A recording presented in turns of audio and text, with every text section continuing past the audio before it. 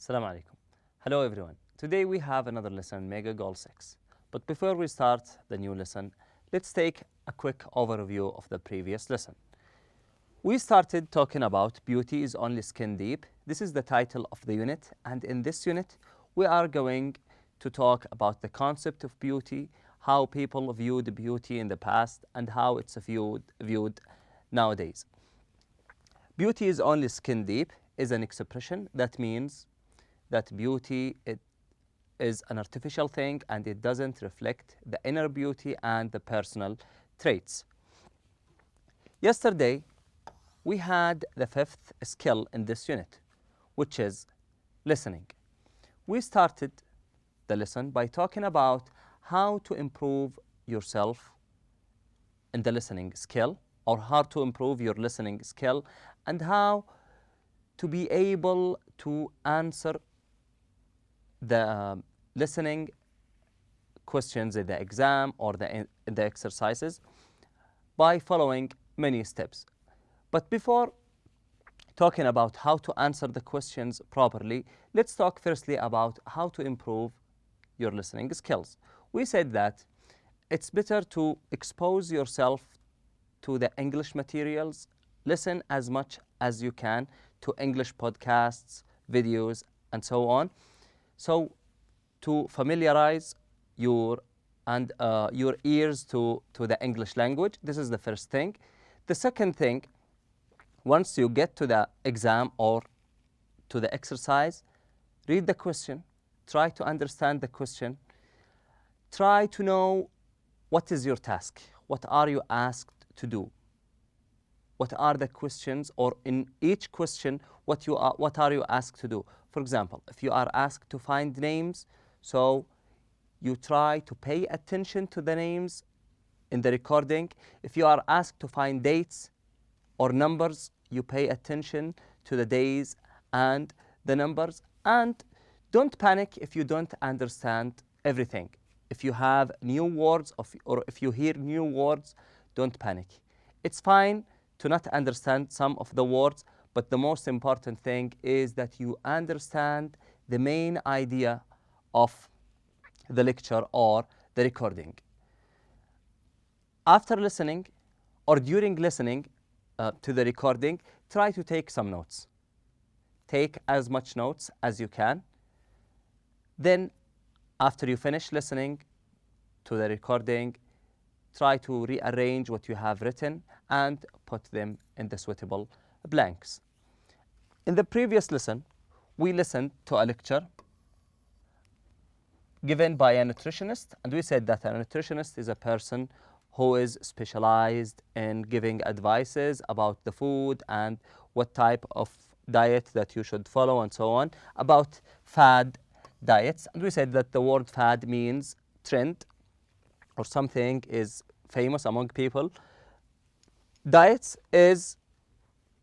means a system of eating food, a program that you follow or a program of eating that you follow during a period of time. Then complete the chart. We listened to a recording about 3 types of diets, the names of these diets, the idea behind each one, and the problems that come with each one of these diets, and the answers for this chart are as shown here in this picture. If you have any mistakes or if you have some problems with hearing the recording in the previous lesson, feel free now to pause the video right now so you can fill the chart in your book correctly. Today we will start our lesson by talking about the 6th skill in this unit, which is pronunciation. Firstly, what is the pronunciation? It is the way we say a word, the way we utter a word. This is called pronunciation. Why do we study pronunciation? It has more than one benefit. The first one is that to make you understand what you hear. Once you know how to pronounce each word, make you understand how to hear, make you understand what you are hearing, and also make you say the words or the sentences properly. Today we are going to focus on affirmative auxiliary verbs. Firstly, what is the meaning of auxiliary verbs? Auxiliary verbs are the verb be, like am, is, are, was, were, have, has, and had. Those also are auxiliary verbs. Do and does, and did are also auxiliary verbs. The last thing is the modal verbs. The modal verbs like can, could, shall, should, may, might, must, all these are called auxiliary verbs. So we have, had, has, was, were, am, is, are, do, does, did, and the last thing is the modal verbs. Those are called auxiliary verbs. So today we are going to focus on the auxiliary verbs. Affirmative auxiliary verbs are usually not stressed. What is the meaning of stressed? We have stressed word in English. What is the meaning of the stress of a word? Sometimes we force or we strengthen the way we pronounce some of the words. This is called stress, the force or strength we place on part of the words. We have studied before that in each word there are syllables. For example, the word photograph has 3 syllables. Pho, to, graph. 3 syllables. Okay? So, where does the stress take place? It takes place in the first part, on pho. We stress on pho. We place a strength or force on the first syllable and we go easy on the rest of the word. We say photograph. We stress on the first syllable, then we go easy. Some of the words have a stress on the middle. Some of them have a stress at the end of the word. Okay? The word photograph is stressed in the beginning. The word photographer has a stress in the middle. Okay? Today we have affirmative auxiliary verbs. What about the affirmative auxiliary verbs? Or what is the relation between the affirmative auxiliary verbs and the stress? Affirmative auxiliary verbs are usually not stressed in sentences unless they are used for special emphasis.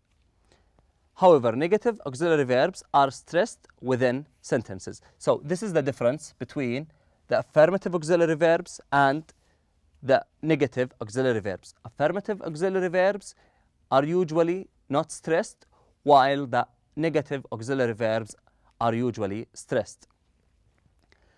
Now we are going to listen to these 5 sentences and how each auxiliary verb is stressed. Some of them are affirmative and some of them are negative. Why the affirmative auxiliary verbs here are stressed? Because they are used for special emphasis. Now let's go ahead and listen to these sentences. And I want you, after listening to these sentences, I want you to take some time to repeat these sentences. I want you to try to say these sentences and to pronounce the auxiliary verbs properly. Page 39. 6. Pronunciation. Affirmative auxiliary verbs are usually not stressed in sentences unless they are used for special emphasis. However, negative auxiliary verbs are stressed within sentences. Listen and practice. 1. One recent fad diet that was popular with some famous people was the baby food diet.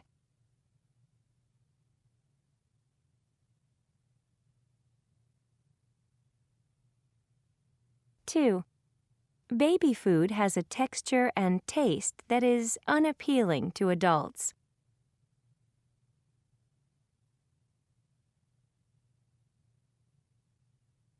3. the small portions aren't enough to keep an adult healthy.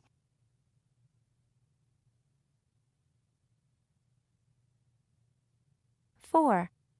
It doesn't provide any of the vitamins and nutrients a person needs to survive.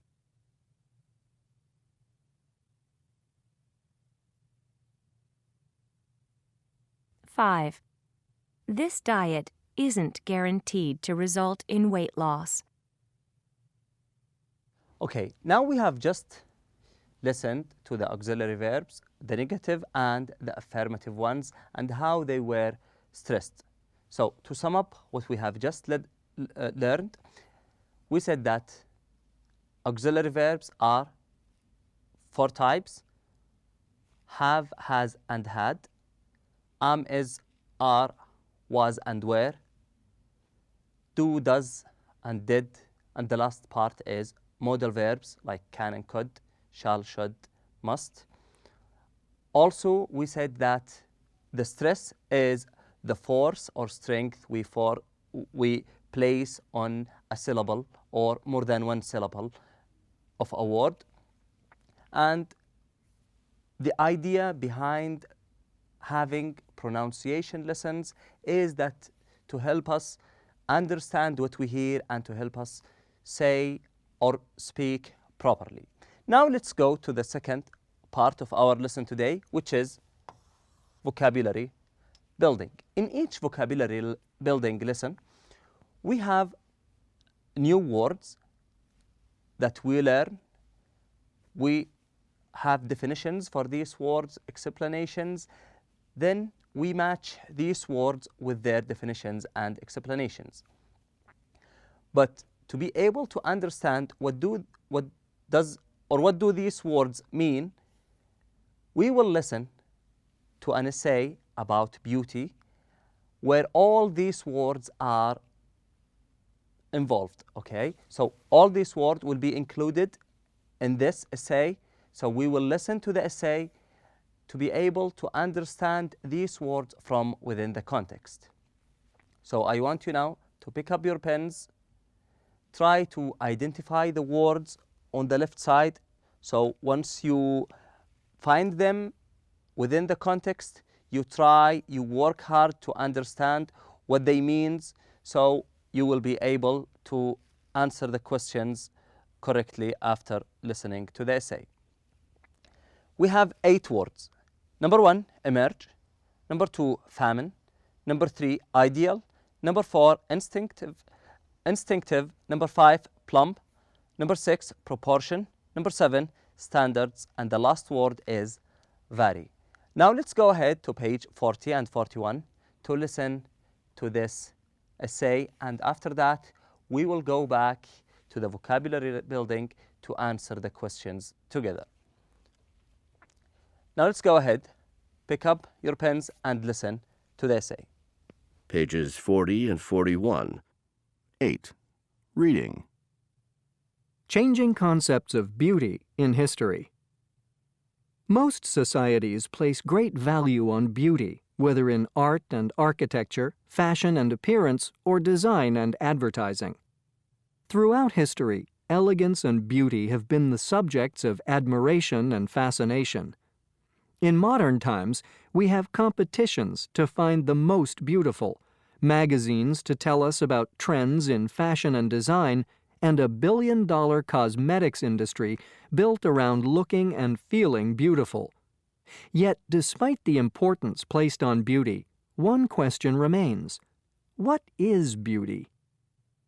The ancient Greeks thought that proportion was the key to beauty.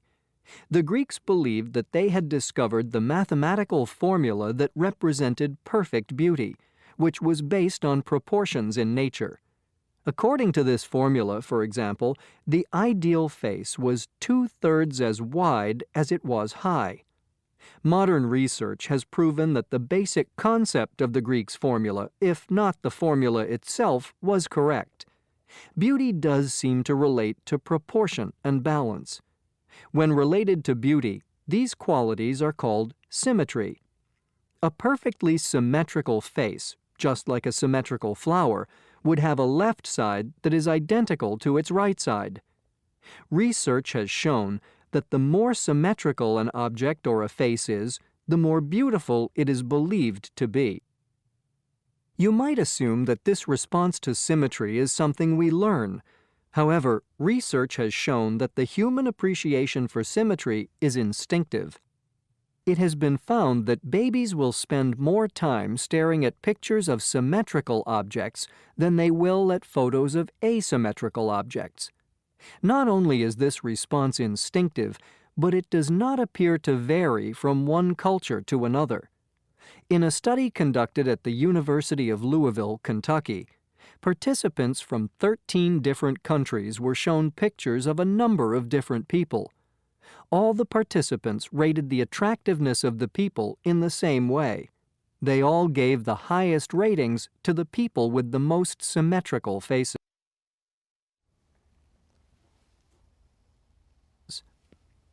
While it is true that people across all cultures tend to admire symmetrical features, standards of beauty do vary from one culture to another and from one time period to another. For example, each of the following was considered beautiful at a certain time and place, but would not be considered so today. During the Elizabethan era in England, women thought that high foreheads were elegant, so they plucked inches of their front hair to achieve this look. Also during the Elizabethan era, women brushed egg whites over their faces in order to have a glazed look. In ancient China, the belief that it was elegant for women to have tiny feet led to foot binding. From the 14th to 19th centuries in Europe, women would bind their waists. The binding was sometimes so tight that often women could not breathe properly and sometimes fainted.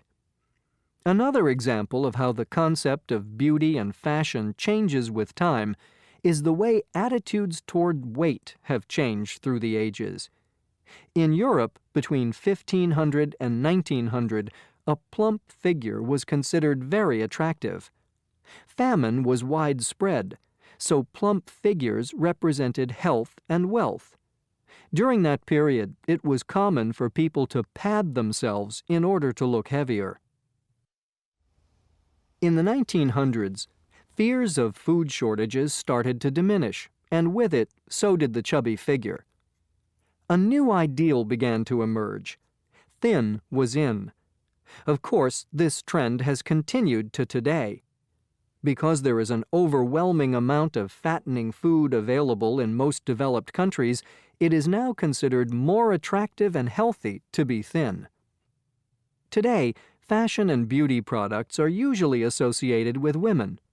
However, this too is the result of a change that took place over time. In fact, the male form was the original standard of beauty in Western culture. The muscular and fit male athlete was the ideal of elegance. For hundreds of years, makeup was associated with both women and men. Men in ancient Greece, Egypt, and Rome wore makeup on their faces and nails. Roman men even had some bizarre beauty practices of their own, such as the habit of bathing in crocodile water to improve their skin. Men's grooming and makeup went in and out of style a number of times through history, before becoming very unfashionable during the industrial age of the early 1800s. However, there are signs that masculine concern for appearance is making a return, as more men are joining gyms and opting to use skincare products than ever before.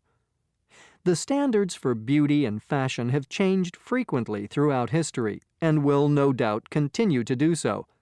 However, one thing unlikely to ever change is people's fascination with beauty.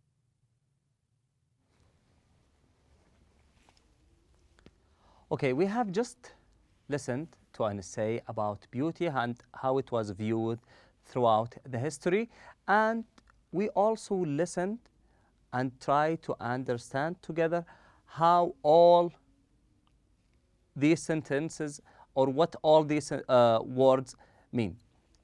We listened to them within a context, and I hope that you all get the proper meaning for each one of them. But let's try to explain the meaning of each word before we go to the answer part. Number one, the first word, emerge, means coming or appearing from out of nowhere. The second word, famine, is dying from the shortage of food. The third word, ideal, means the perfection or the perfect situation. Number four, instinctive, refers to the instinct, which is something you do not relying on your reason, in your mind, but following your feeling. Number five, the word plump means something stocky or chubby. So it is the opposite of thin or slim. Number six, proportion. Proportion means the suitability or the fitness of more than one thing to each other or two things to each other. Number seven, standards are the measures of the items. The last word, eight, vary, means changes from one time to time or from one place to another. So, what do you think is the proper choice for number one, the word emerge? It is D, appear. Emerge means appear. The second word, famine, is G, serious food shortage. The last one, ideal, is A, idea of perfection. Number four, instinctive, is B, done from feeling rather than reason or learned behavior. The word reason means the mind. Okay.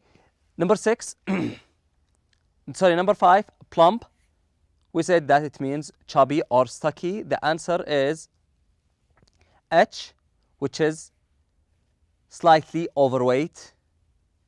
And number six, proportion, we said it's the suitability or the fitness of something, and the answer is C, the relationship of one part of something to another part in size and shape. Number seven, standards, is E, something against which other things are measured. And the last one and the last part of our lesson today is number eight, vary. The answer of vary is F, change or form or being different from something else. Thank you all for attending our lesson today, and I wish you enjoy the rest of the day. Assalamu alaikum.